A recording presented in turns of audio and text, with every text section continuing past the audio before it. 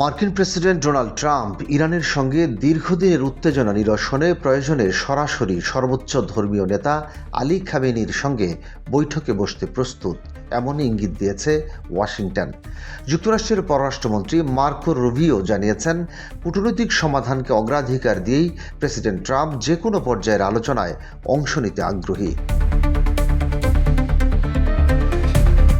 Rubio স্পষ্ট করে বলেন, যুক্তরাষ্ট্র কখনোই ইরানকে পরমাণু অস্ত্র অর্জনের সুযোগ দেবে না। তার ভাষায়, তেহরানের হাতে পারমাণবিক বোমা চলে গেলে তা শুধু মধ্যপ্রাচ্য নয়, সমগ্র বিশ্বের নিরাপত্তা ব্যবস্থাকে অস্থিতিশীল করে তুলবে।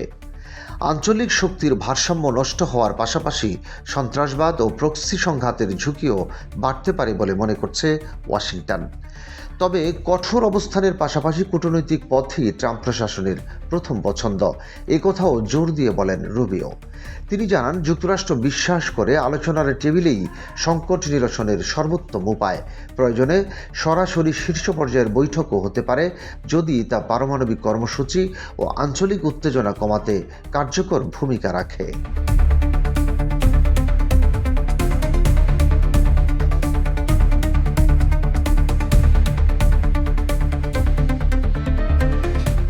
পশ্চিম এশিয়ায় সামরিক উপস্থিতি বাড়ানোর বিষয়েও ব্যাখ্যা দিয়েছে মার্কিন প্রশাসন। রুবিও বলেন, অতীতে ইরান সমর্থিত গোষ্ঠীগুলোর মাধ্যমে মার্কিন স্বার্থ ও মিত্রদের উপর হামলার পরিপ্রেক্ষিতে প্রতিরোধমূলক কৌশল হিসেবে এই পদক্ষেপ নেওয়া হয়েছে।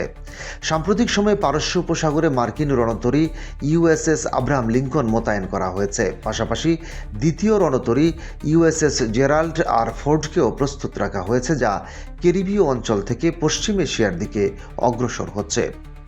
ওয়াশিংটনের দাবি, এই সামরিক মোতায়েনের উদ্দেশ্য যুদ্ধ উস্কে দেওয়া নয়, বরং সম্ভাব্য হামলা প্রতিরোধ ও আঞ্চলিক স্থিতিশীলতা বজায় রাখা।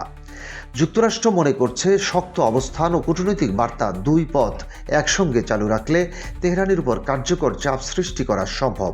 বিশ্লেষকদের মতে, ট্রাম্প প্রশাসনের এই কৌশল চাপ ও সংলাপ দুইয়ের সমন্বয়। একদিকে কঠোর নিষেধাজ্ঞা ও সামরিক প্রস্তুতি, অন্যদিকে আলোচনার প্রস্তাব। এই দ্বৈত নীতির মাধ্যমে ইরানকে সমঝোতায় আনতে চাইছে যুক্তরাষ্ট্র। এদিকে তেহরানের পক্ষ থেকে এখনও সরাসরি বৈঠক প্রসঙ্গে আনুষ্ঠানিক প্রতিক্রিয়া আসেনি। তবে অতীতে ইরান যুক্তরাষ্ট্রের সঙ্গে আলোচনায় বসার ক্ষেত্রে শর্ত আরোপ করেছে, বিশেষ করে নিষেধাজ্ঞা প্রত্যাহার ও পারস্পরিক সম্মানের ভিত্তিতে সংলাপের বিষয়ে। সব মিলিয়ে মধ্যপ্রাচ্যের উত্তেজনাপূর্ণ প্রেক্ষাপটে ওয়াশিংটনের এই বার্তা নতুন কূটনৈতিক অধ্যায়ের সম্ভাবনা তৈরি করেছে। প্রশ্ন এখন একটাই, সরাসরি ট্রাম্প খামেনি বৈঠক কি সত্যিই সম্ভব হবে, নাকি পারমাণবিক ইস্যু ও আঞ্চলিক দ্বন্দ্ব সেই পথকে আরও জটিল করে তুলবে?